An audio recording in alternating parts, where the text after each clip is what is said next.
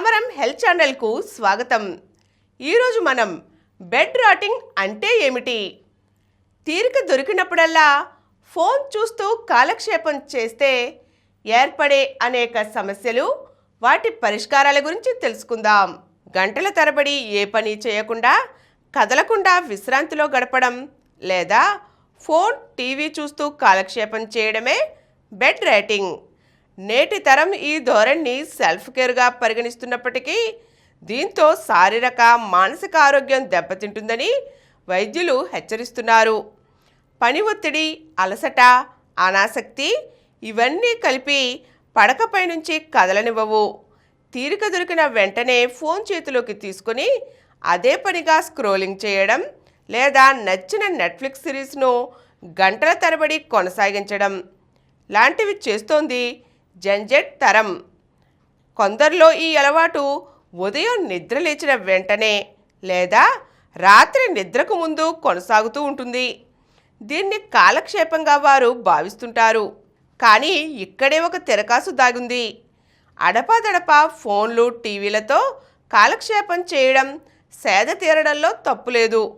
కానీ తీరిక దొరికిన ప్రతిసారి ఇదే పని చేస్తుంటే జీవగడియారం అస్తవ్యస్తమై సెరటోనిన్ హార్మోన్ మోతాదులు తగ్గిపోయి గాబా, డోపమైన్ న్యూరో ట్రాన్స్మిటర్లు అదుపు తప్పుతాయని, ఫలితంగా ఆందోళన, ప్రేరణ లోపం, మానసిక కుంగుబాటుకు గురవుతారని వైద్యులు చెబుతున్నారు.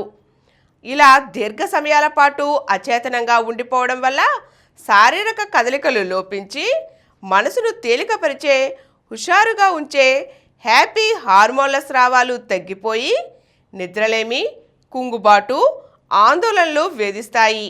కాబట్టి తీరిక దొరికిన ప్రతిసారి ఫోన్ పట్టుకునే బదులు కిటికీ దగ్గర కూర్చుని ప్రకృతిని ఆస్వాదించడం, ఆరు బయట విహరించడం, వ్యాయామం చేయడం, పుస్తకాలు చదవడం, ఆప్తులతో సరదాగా సమయం గడపడం, స్నేహితులతో గడపడం వంటి పనులు చేస్తే శారీరక మానసిక ఆరోగ్యాలు మెరుగుపడతాయి. ఈరోజు మనం బెడ్ రాటింగ్, మంచం కృళ్ళిపోవడం అనే సమస్య ఏమిటో, దీనివల్ల కలుగుతున్న ఇబ్బందులు, వాటి పరిష్కారాలు తెలుసుకున్నాం కదండి. మరో చక్కని అంశంతో మళ్ళీ కలుద్దాం. ఈ కార్యక్రమం మీకు ఎంతో నచ్చింది కదా. ఇటువంటి మరిన్ని వీడియోల కోసం అనతి కాలంలోనే 20 కోట్లకు పైగా వ్యూస్ సాధించిన సమరం ఛానల్ సమర్పించు సమరం హెల్త్ ఛానల్కు సబ్స్క్రైబ్ చేయండి, లైక్ చేయండి, మీ ఫ్రెండ్స్కి షేర్ చేయండి. అలాగే ప్రక్కనున్న గంట సింబల్ని ప్రెస్ చేయడం మర్చిపోకండి.